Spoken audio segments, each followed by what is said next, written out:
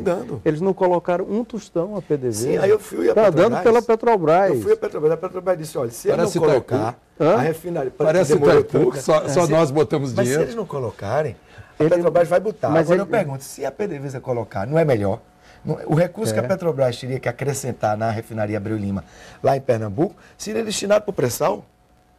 A Petrobras vai precisar de muito capital para retirar esse petróleo das águas profundas? Né? Veja bem, você me deu um belo exemplo, refinaria de Pernambuco, em que foi assinado um acordo, foi feito uma solenidade assinando um acordo de parceria comercial, de sociedade, investimentos, etc. Isso passaram, se não me engano, 2 anos já? Eu acho que até mais. Até mais de 2 anos. E a PDVSA, a refinaria está andando e até agora a PDVSA não colocou um tostão, ou seja, não cumpriu com a palavra assinada dele.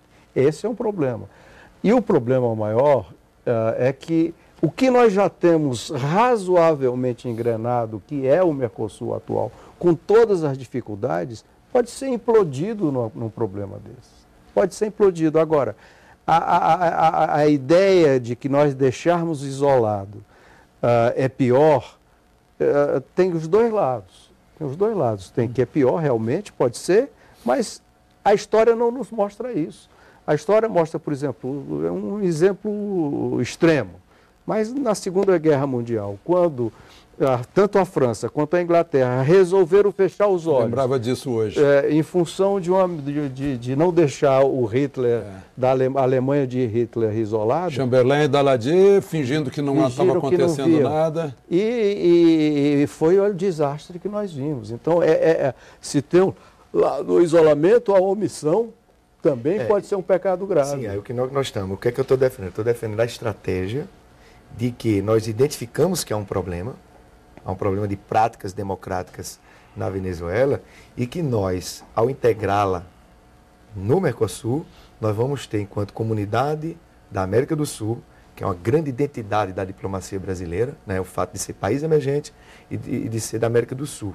Então, nós vamos ter muito mais poder de interferência do que excluindo. Eu acho que a exclusão da Venezuela é quase que uma profecia que vai se autocumprir.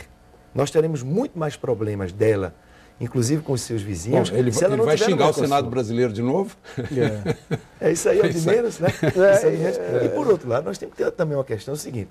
Por exemplo, essa questão do terceiro mandato surgiu muito no debate, né? Porque ele fez um plebiscito e mudou a Constituição. Terceiro, é de eterno.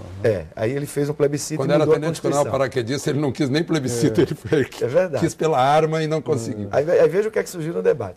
Aí eu fiquei impressionado como às vezes essa questão é ideologizada.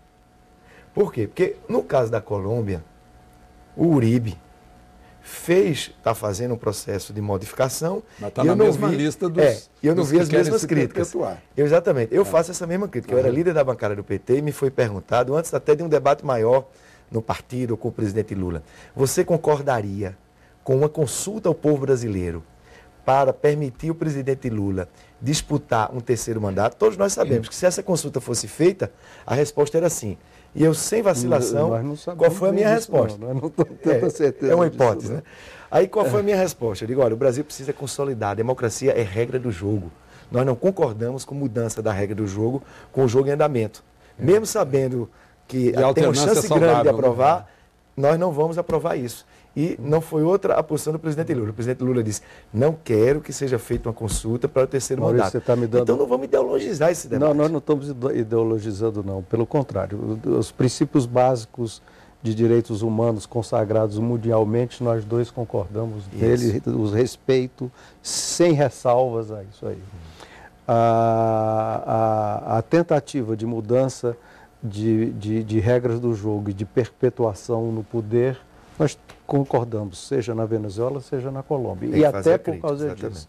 E até por causa disso, o que nós devemos dar um alerta, e aí você sabe muito bem as diferenças que eu tenho com o presidente Lula em ideias, mas eu tenho que dizer que o presidente Lula foi muito sensato ao não entrar nessa onda que está assolando a América Latina. Que, inclusive, teria contaminado o seu segundo governo, teria prejudicado muito. Que é muito da cultura do caudilismo latino-americano. Do líder populista que fala direto com a massa. Né? A liderança que o Brasil tem hoje obriga-o a dizer um basta o que está acontecendo, que começou com Chávez e está se espalhando perigosamente por toda a América Latina. O que esse caudilismo é direita e esquerda. Direita e esquerda. Passa pela crítica passa pela Bolívia, pelo Equador, pela Colômbia, agora recentemente. E sempre foi assim. Então, tínhamos um caudilho aqui no Paraguai que era direita. Né? Então nós estamos num caminho de um retrocesso institucional, democrático aqui na América Latina, perigoso, e que a nossa liderança, só um minuto, que a nossa liderança do Brasil, a importância que o Brasil hoje tem que dar um basta, e o momento é esse. E aí que eu entro na omissão. Nós não podemos estar assistindo isso que está acontecendo em toda a nossa vizinhança, e o próprio Lula deu exemplo aqui no Brasil, de olhos fechados e fingindo que nós não estamos vendo o que está acontecendo. Porque a gente nota um tratamento diferente em Honduras e Venezuela, por exemplo. Mas a minha pergunta, você não acha, Tasso, que essa reação de todos nós, e da OEA sobretudo, contra esse governo de fato, contra a ruptura democrática, não consolidou a democracia no continente? Porque ninguém agora vai querer fazer esse tipo de aventura. Mas enquanto isso, o Chávez fazia as milícias bolivarianas, quer dizer, lá parece que não... Mas não houve a ruptura, democrática, tudo foi votado, tudo foi pelo voto do povo. Concordamos em tudo, somos absolutamente inaceitáveis o golpe feito em Honduras, agora nós não podemos passar do limite da ingerência do Brasil ou de qualquer outro país nas questões internas. Então, é isso aí que nós temos que ter o balanço e o equilíbrio.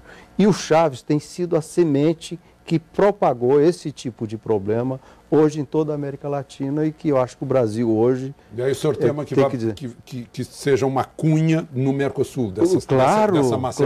Claro, e que desagregue todo o Mercosul e que faça um retrocesso político, institucional, extraordinário em toda a nossa região. Obrigado, senador. Deputado, para encerrar.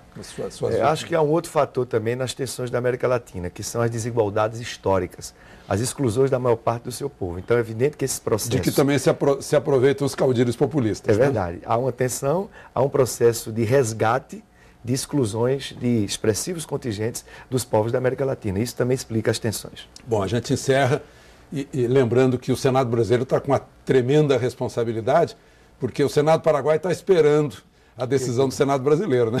Que eu espero que seja de aprovar a Venezuela no Mercosul. Muito bem, muito obrigado.